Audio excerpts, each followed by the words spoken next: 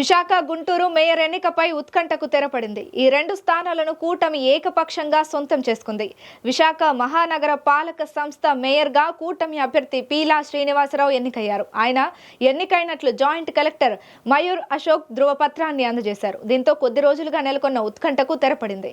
Visakha mayor పీఠాన్ని కూడా ఇటీవల వైసీపీ కోల్పోయిన సంగతి తెలిసిందే.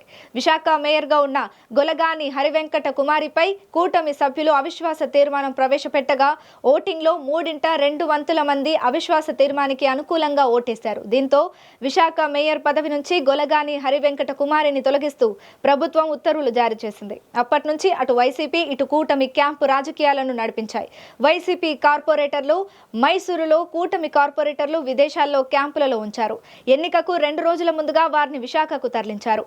పీలా శ్రీనివాస్ పేరును జనసేన, బీజేపీ కార్పొరేటర్లు బలపరిచారు. దీంతో ఆయన ఏకగ్రీవంగా ఎన్నికైనట్లు ప్రకటించారు.